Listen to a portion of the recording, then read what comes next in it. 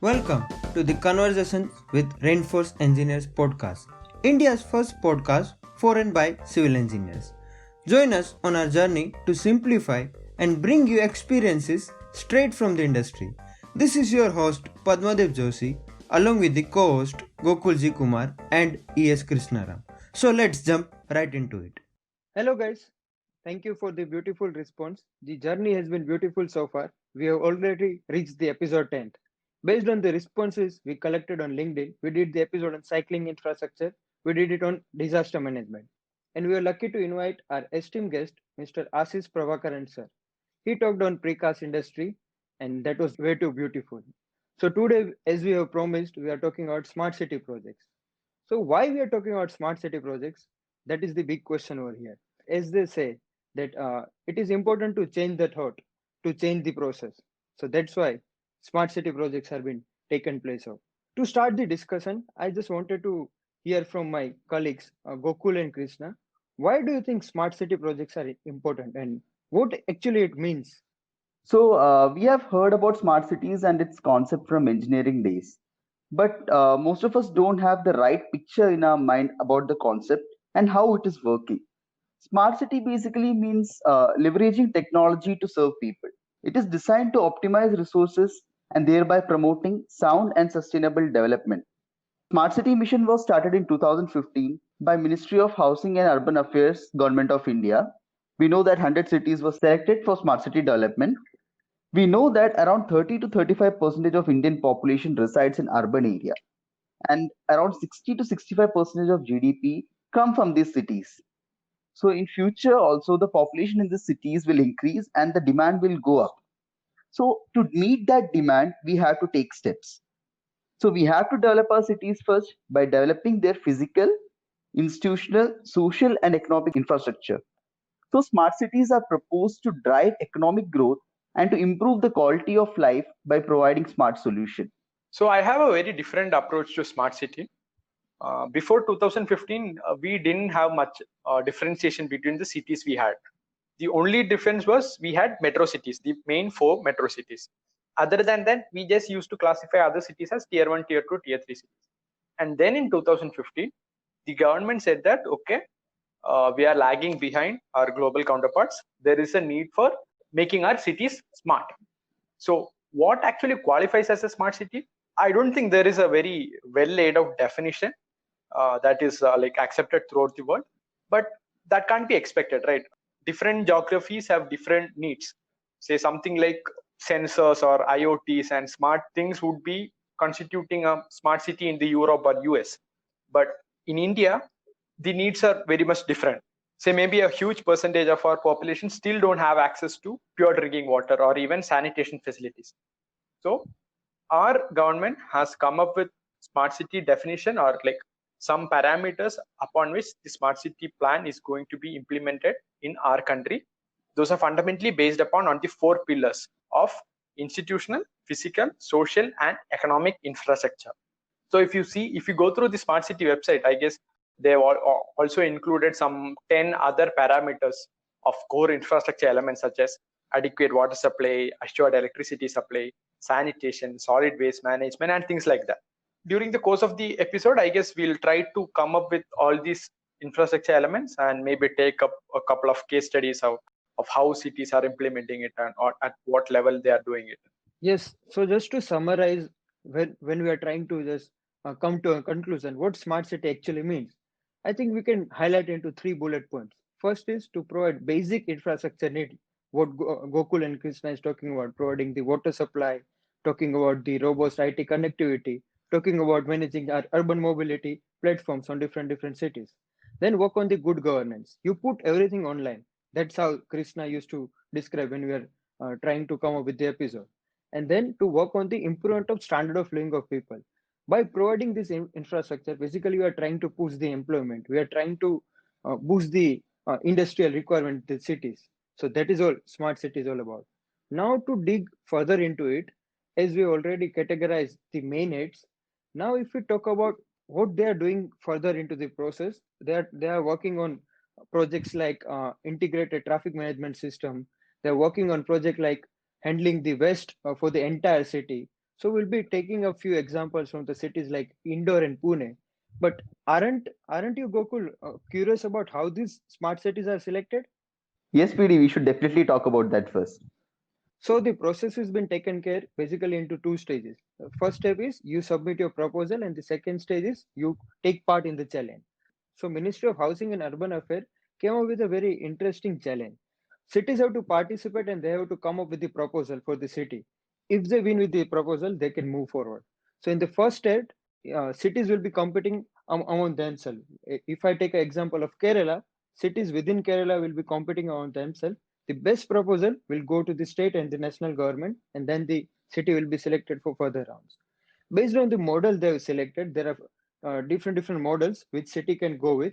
We'll be discussing that in the further. Based on the model we select, they have to come up with the idea that what all projects they would like to go for the round one. Suppose say cities like Pune are working very extensively on the transportation projects, whereas city like Indore is working more on the waste management system. So that's how they will be taking up new projects, and that's how the entire process takes place.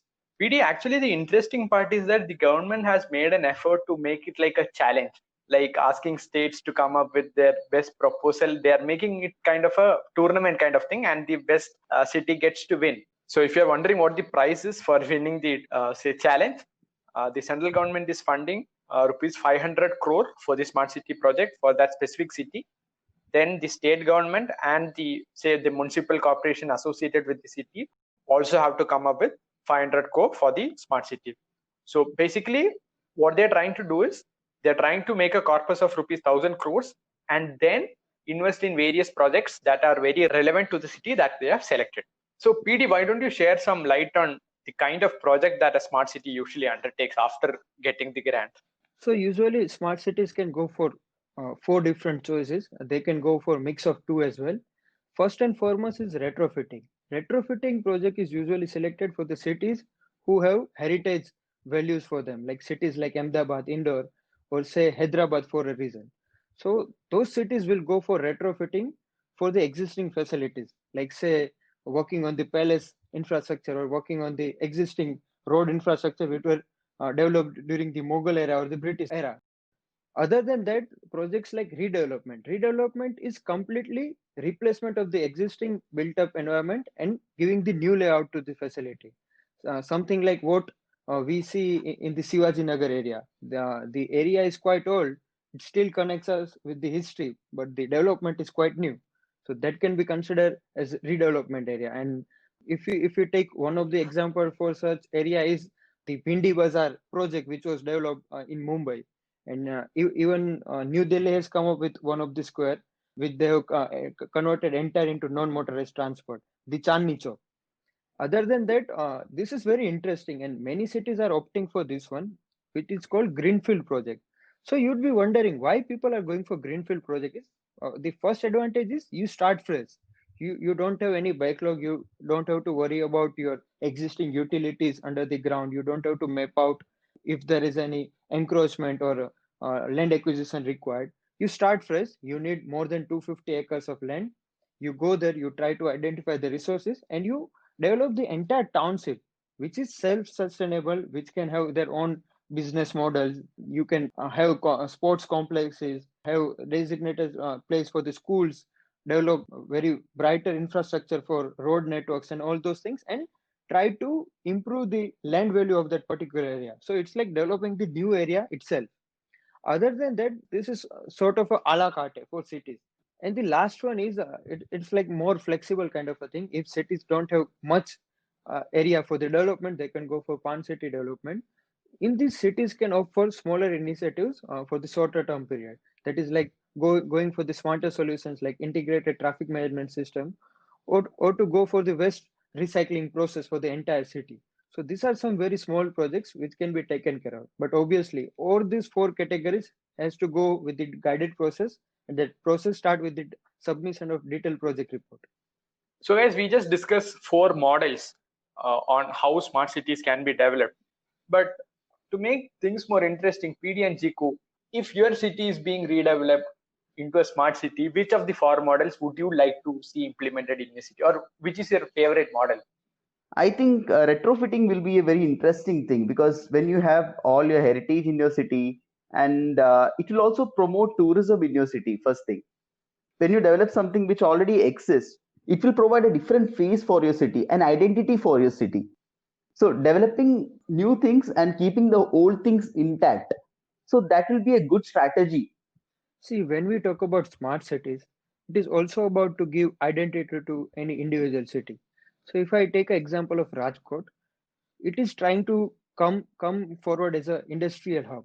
So for each and every city, the criteria would differ. So for us, greenfield development was a brighter option because we are developing entirely new area, and that would transfer the city density to the outer uh, area of the city, and that will create some more opportunities in terms of transportation, in terms of settling of new business. So based on the city, I think even the criteria would vary. Yeah, it is true that based on city, the parameters would be different. But I personally would vote for, say, something like pan city development. Even during our cycling episode, we were discussing, say, for a stretch of 2 kilometers, there would be a cycling track, and then after that, there is no cycling track.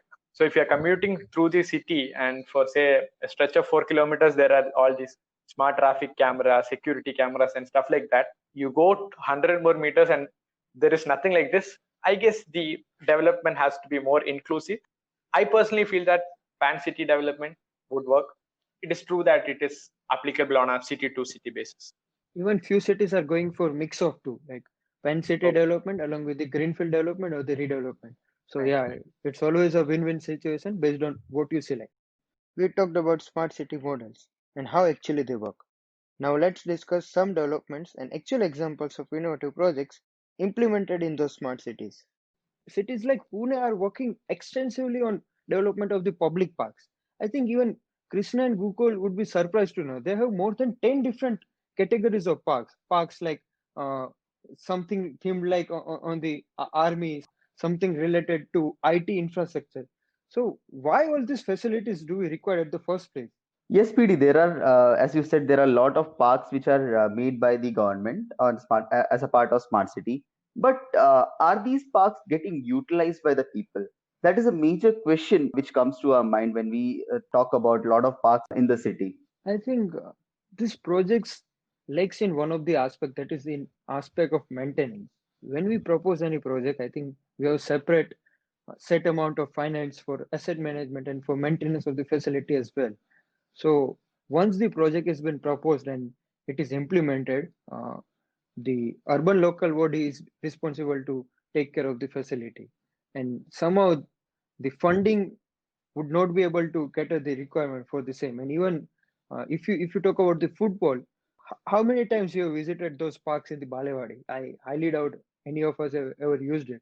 And the parks which have been highly used are mostly the open parks, which have basic facilities like just the walking track and some free gymming equipment. So these high tech parks also need to have flexible timings. If you have very rigid timings, like you go in the morning for few hours and only in the evening hours, it doesn't make any sense. So it has to be more friendly for the citizens and not friendly towards the committee who's working there.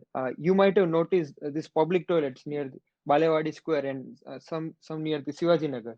Those were always locked, and yeah, it adds in a value in terms of a project. When it is implemented, you can say that we have world class facility available over there. But are people able to use it? Are people able to enjoy the facilities which has been provided in the heart of the city?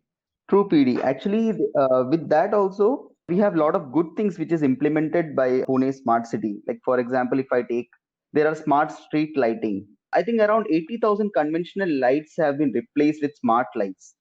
And the project has been given to Tata Projects, and they have the responsibility for its operation and maintenance for 12 years. So, according to the data, its commitment, saving commitment is around 51%, which is really good, I would say.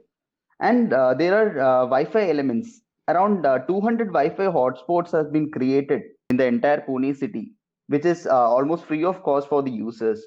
So it will add value to the city, and it will add more convenience to the people using it. What do you say, Krishna? So, indeed, Pune has been spending a lot on its public infrastructure facilities, parks, say smart street lights, public toilets. I guess the area where Pune spends most of its money is on urban transport system. And as per the proposal submitted by Pune, a huge percentage they have allocated to their transport facilities, something like road widening, even electric buses, redesigning of streets, parking facilities, footpaths, bicycle, bus stops, and even they have this BRTS system, that is bus rapid transit, and they are even trying to come up with all these electric mobility. Say, I've already mentioned electric buses. They are also coming up with e-rickshaws. So, PD, what do you think? Is Pune putting too much effort on a transportation aspect only, or is it a well-round package? See, my father used to say this. When cities develop near on the coast of river, it will be in a vertical form. So cities like Pune, Surat, they will be developed on a vertical form, and the city will expand very rapidly. And we would be very happy to know that recently even Pune got Sustainable Transportation Award. So yeah, they are working a lot on the transportation facilities. And if you look at the city, I think you might say that the infrastructure is quite disconnected in terms of public transportation facility or say for non-motorized transport, but somehow everything is connected at the center of the city. Like there are few patches at the Balewadi which supports the public transportation facility and also works for the transit oriented development.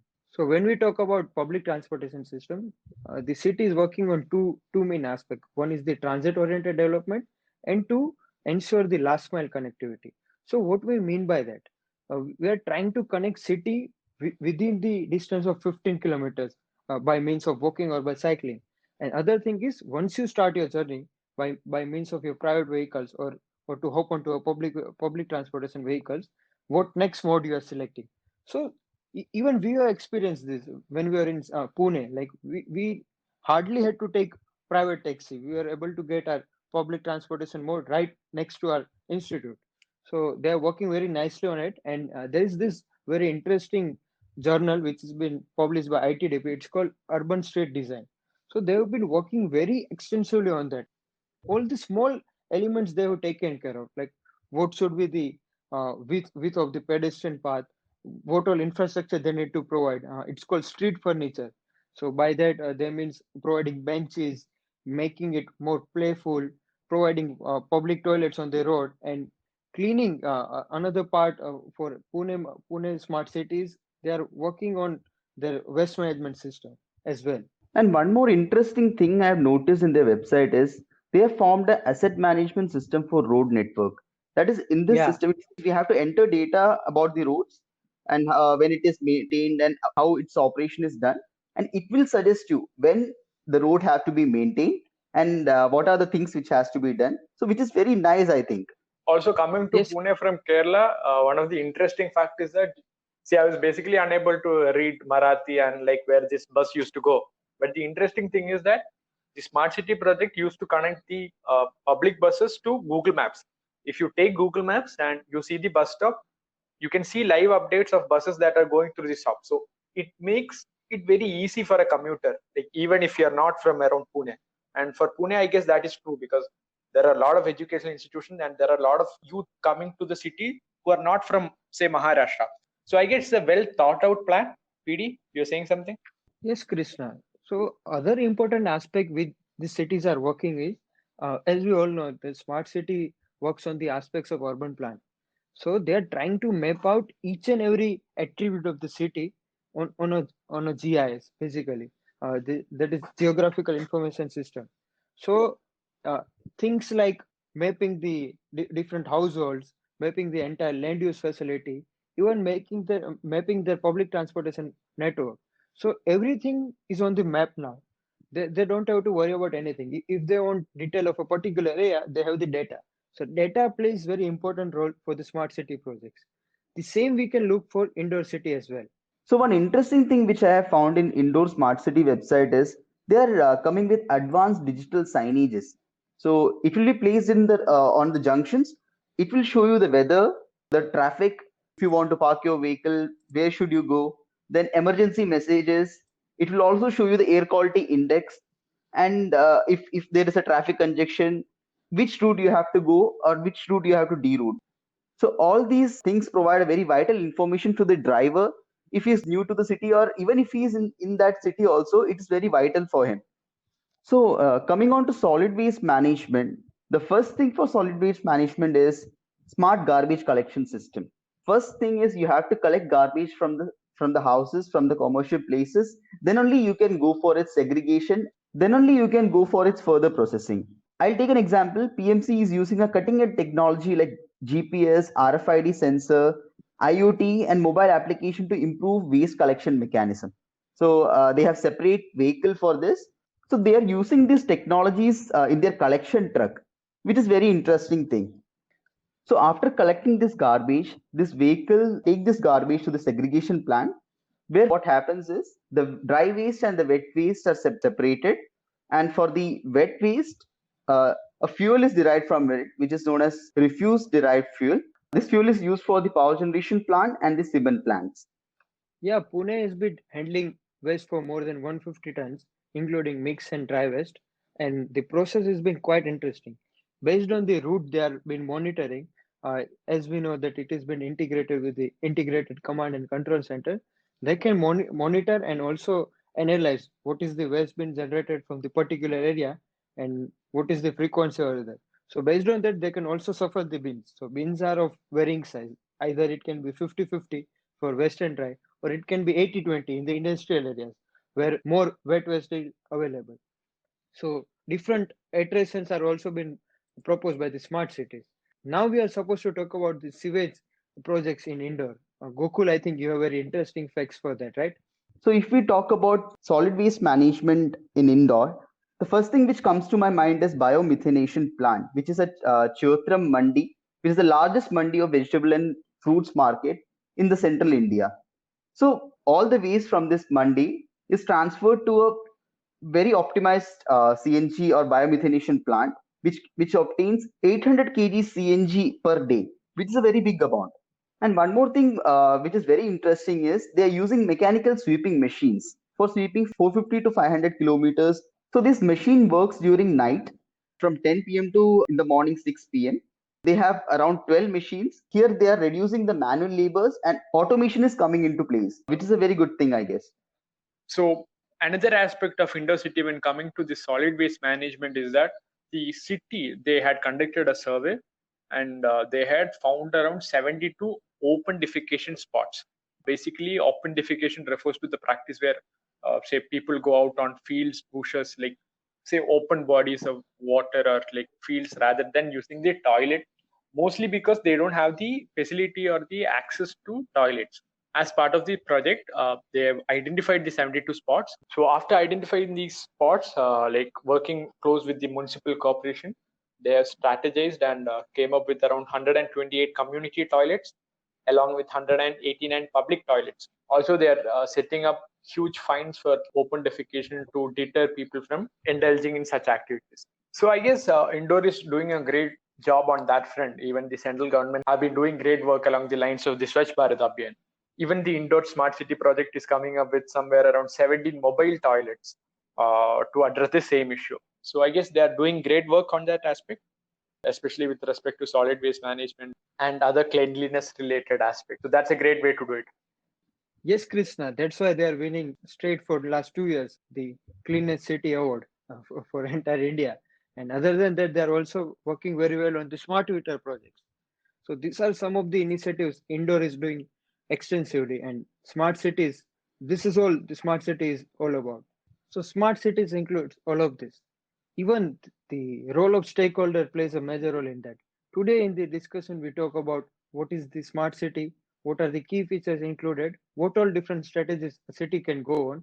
We took case study of Pune and Indore city and talked about few projects like transportation, solid waste management, water supply facility, and their IT services, which are enabling their city works.